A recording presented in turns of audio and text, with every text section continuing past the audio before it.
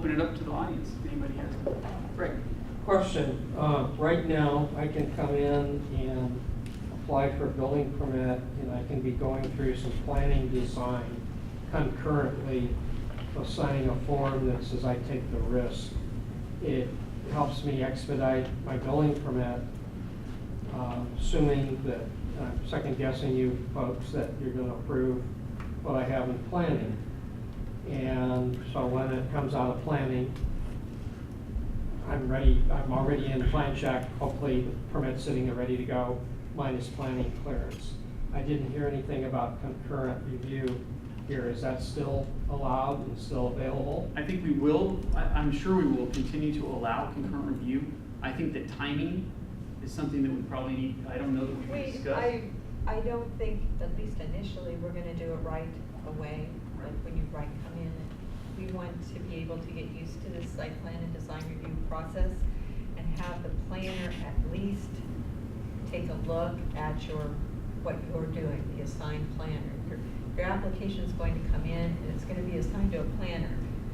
Next day, it's going to have a planner. We need them to be able to look at that, and then they'll be in contact with you about concurrent review. So if it looks like it's something that's eligible for concurrent review, or you want to make a notation on that you would like to be considered, I think you can put that in the file and they can talk to you about that. So it won't be same day, but it won't be months and months. I mean, we have the ability to allow concurrent building plan check for all projects, small to large. What we have, our internal policy on some of the bigger projects is we want to make sure that we at least have the project has been reviewed, most, not all, most of the issues have been resolved, and there is the beginning of some conditions of approval that are being contemplated by some of our other departments. I know probably the projects you're talking about don't need traffic engineering review or utilities review, but there are projects where they do require those other departments to weigh in on conditions of approval, and we will support concurrent review once we have draft conditions. So basically you want to take a look and see first Right. before you do. Yes. Okay, Yes. that's fair. Yes. Second part of the question, if I can. You had a 7-day time frame there instead of the 10-day Right. period. But what I didn't see or saw lacking there is, from the time I turn it in, how long you folks gonna have it, where you're reviewing it till it reaches that point, saying, okay, we made a decision, now there's the 7-day appeal period. How long is it going to take me to get to the 7 days? And again, I think that depends on the complexity of the project. So we're anticipating that the smaller projects we'll be able to turn around faster. And I don't know that we've necessarily put down a schedule. This is a new, we're stepping into new territory as well. We don't think it'll take too long for us to figure out how long it's going to take to turn those around once we start this new process. But we've been talking about less than a week for some of the simple, less than a week to a few days for some of the more simple projects. And so I think that'll be something that as we gain a little bit of experience with this new site plan design review for the smaller level projects. Right now, to let people know about the reconsideration period, actions are going to be posted on our website, currently where we post design review and preservation projects. So it's going to be a similar process for site plan and design review. And so that day is going to be, when that action is posted, it's going to be 7 days from that. We're still working out, again, that, like Greg is saying, this is a new process for us. We don't know. Our goal is to make it as quick as we possibly can, but until we start doing it, we don't know what it's going to be.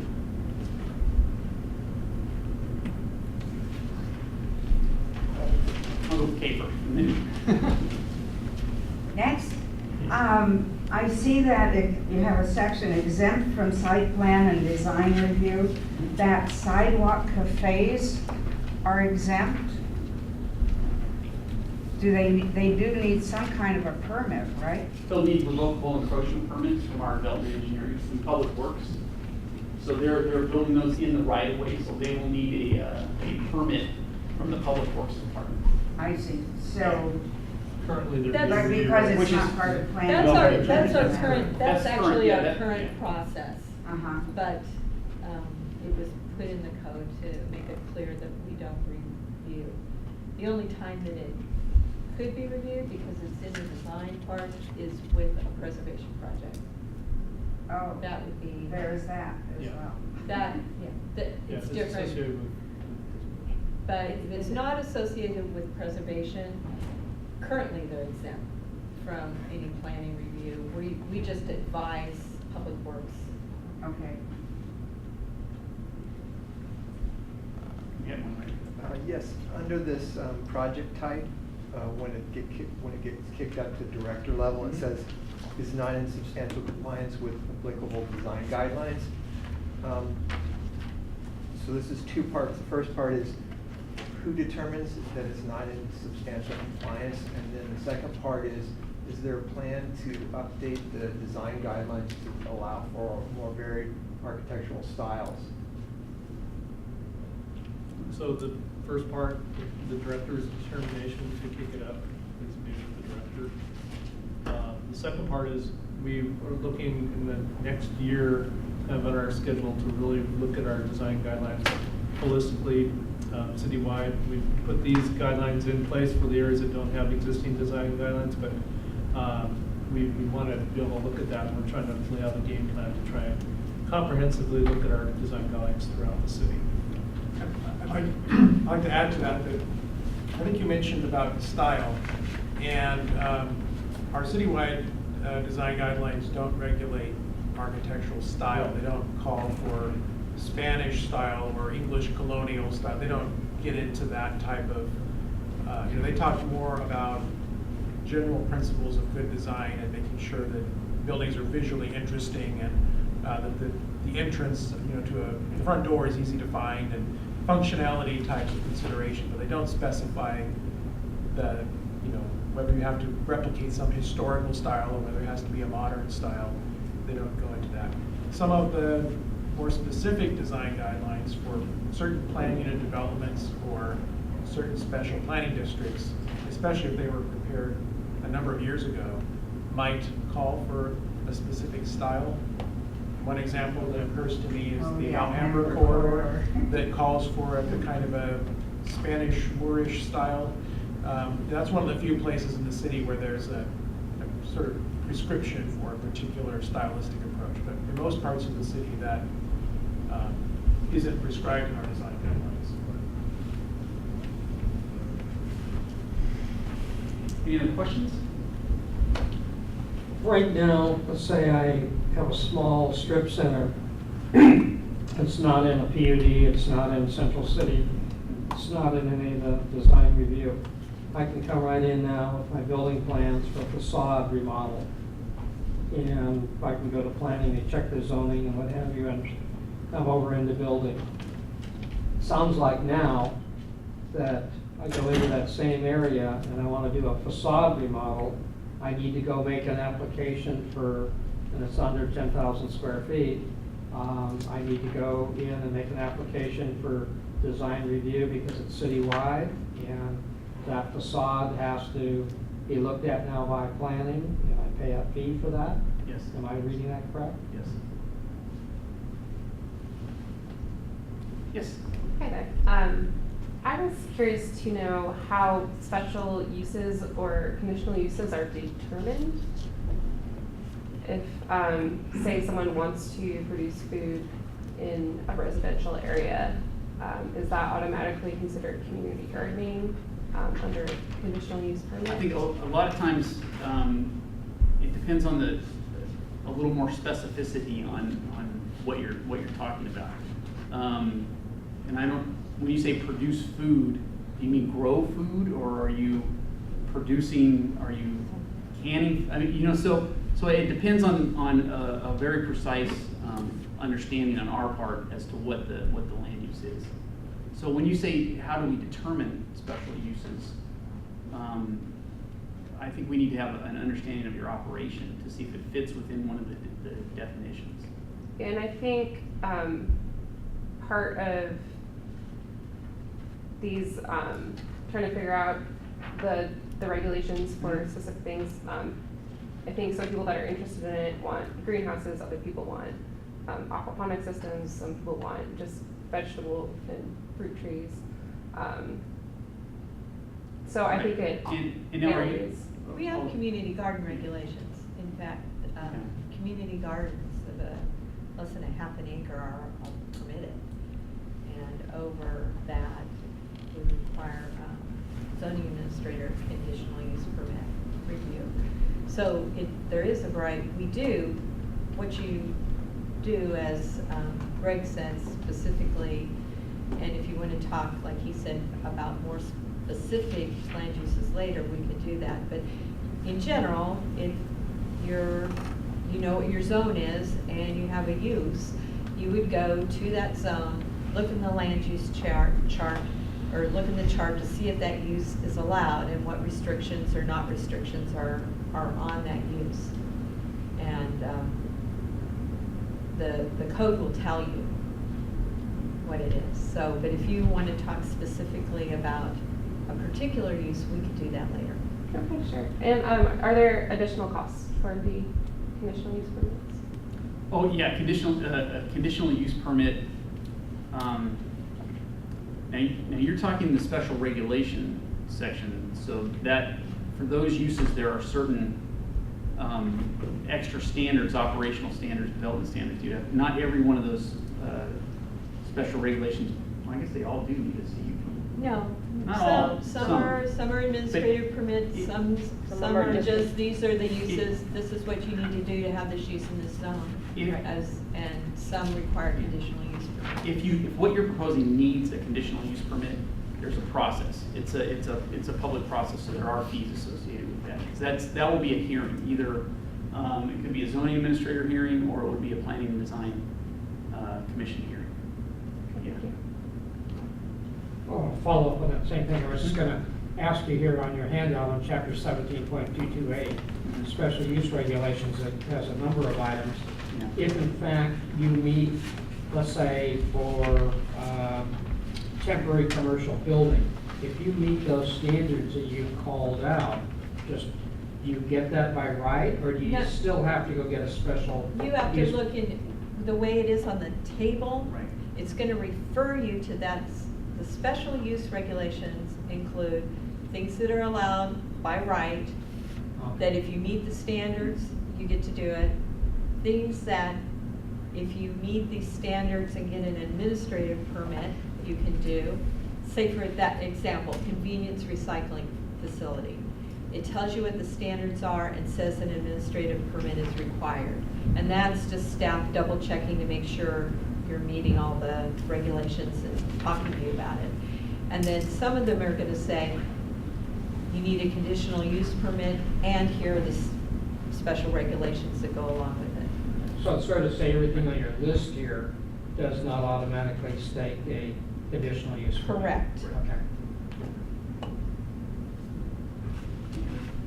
Go ahead. On the secondary dwelling units, it says it's under the exempt from site plan and design review list, and then it says an administrative permit is required.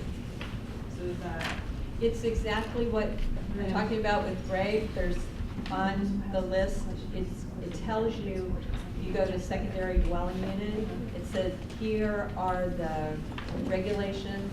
If you meet these regulations, we're requiring an administrative permit to make sure you meet them and check it off. But if you meet them, you're exempt from site plan and design review, and you so do you can still get a fill out the building. application? There is an application, but the purpose of the application is a little different than site plan and design review.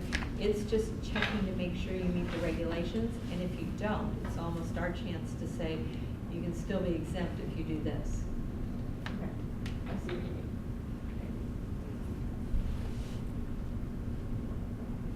Anybody else? We get a free copy. In a historic district, in a 40 by 160 lot, we had a developer a few years ago before the housing downturn who was promoting and doing some second units on the back of lots. Are those lots split to do that, or do they, or do you just build on the back? Either way. Either way. It's up to you. And it's still allowed in historic districts? Yes. I mean, it would be, we would look at the zone, you know, and what the density would allow from that planning perspective. Under the new general plan, some of those densities can be higher. The alley activation density bonus is now more built in to the zone, by the zone. So whatever the land use zone and density would allow, we would try to, if it's a historic building on the front at the street, we would try to see how that could work in the back. Whether the owner wants to split the lot and do it that way, it's a dwelling unit per square foot of the parcel, so, you know, they would have to look at how it would work best for them. Whether they want a condo or all those other issues. Thank you. Anybody else? Go ahead, no. The by right housing information that we were talking about, where can I find that information? Well, that would be in the, You mean in second units? No, just, you were just mentioning that. so if you go to the code, again, you would find the zone of the property, and there are one of the first sections in each zoning article is what uses are allowed by right. So there's a table of uses allowed by right, and then there's a table of uses conditionally permitted. And the conditionally permitted uses then references you to where you have to go for that approval. Question, Greg. Going to footnote 1 under exempt from site plan and design review, and going back to Phil's question. If I'm in a shopping center, South Sacramento, and I want to alter the elevation slightly, am I exempt from site plan and design review? But it says I'm exempt here. The director makes a determination on who's exempt from site plan and design review and what's a minor alteration. Right now, because this is a new process for us, we're starting out with items right now that we have checklists for, and modifying the checklist so it's exempt and you can go forward. Over time, as we get forward with this process, we anticipate having more items that are minor and that will be exempt. But right now, it's the director's determination on what's exempt. So Mr. Hatfield's example would not be exempt and it would be an application. Okay. So this is pending. So I gotta get my stuff in here before the 30th, right? Yeah. You better leave. How quick can you draw, Bryce? How quick can you draw? Any other? Feel free. I guess, well, I'd like to say thank you all for coming. This was, it's important to us to start getting the word out. And, all of us here recognize so many of you, or most of you. So it's good to know that we can help you prepare as we help ourselves prepare.